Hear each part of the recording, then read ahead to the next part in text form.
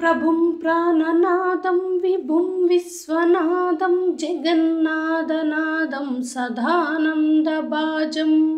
भवद्भव्यभूतेश्वरं भूतनादं शिवं शङ्करं शम्भुमीशानमीडे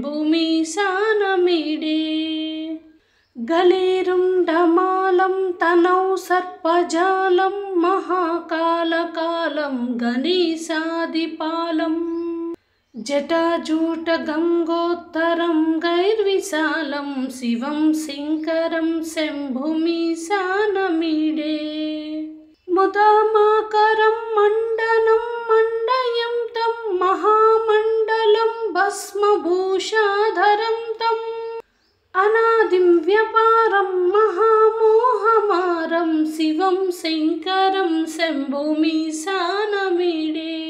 वटाधोनिहासं महाट्टहासं महापापनाशं सदा सुप्रकाशं गिरीशं गणेशं सुरेशं महेशं शिवं शङ्करं शम्भुमीशानमीडे गिरीन्द्रात्मजा संगृहीतार्धदेहं गिरौ संस्थितं सर्वदा पन्नगेहम् परब्रह्म ब्रह्मादिभिर्वन्द्यमानं शिवं शङ्करं शम्भुमीशानमीडे कपालं त्रिशूलं कराभ्यं ददानं पदाम्बोजनं रायकामं ददानं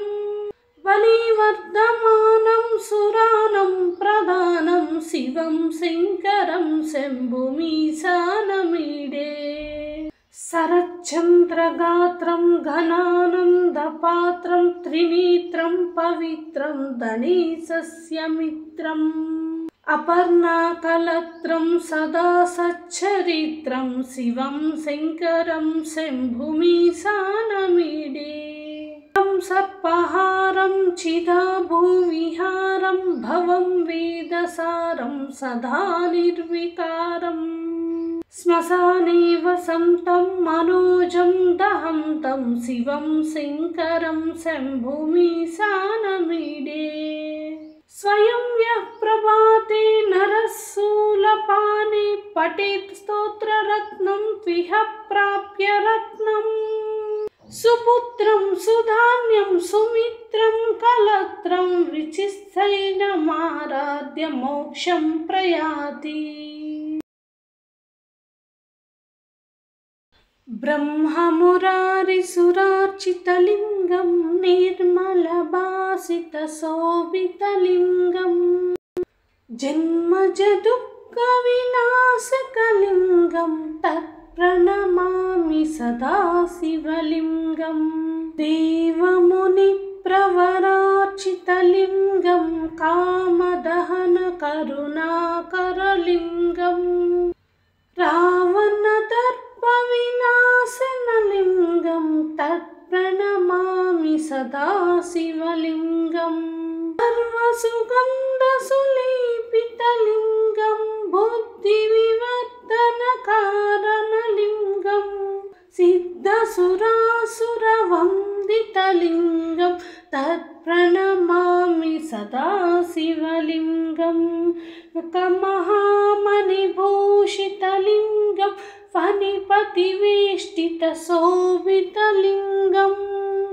दक्षसुयज्ञविनाशनलिङ्गं तत्प्रणमामि सदा शिवलिङ्गं कुङ्कुमचन्दनलेपितलिङ्गं पङ्कजहारसुशोभितलिङ्गं सञ्चितपापविनाशनलिङ्गं तत्प्रणमामि सदा शिवलिङ्गं देवगणार्चितसेवितलिङ्गं भावैर्भक्तिविरेव च लिङ्गं दिनकरकोटिप्रभाकरलिङ्गं तत्प्रणमामि सदा शिवलिङ्गं अष्टदलोपरिवेष्टितलिङ्गं सर्वसमुद्भवकारणलिङ्गम् अष्टदरिद्रविनाशनलिङ्गं तत्प्रणमामि सदाशिवलिङ्गम् सुरगुरसुरवरपूजितलिङ्गं सुरवनपुष्पसदार्चितलिङ्गम् परमपरं परमात्मकलिङ्गं तत्प्रणमामि सदाशिवलिङ्गम् लिङ्गाष्टकमिदं पुण्यं यः पठेत् शिवसन्निधौ शिवलोकमवाप्नोति शिवेन सह मोदते। ॐ नमः शिवाय। ॐ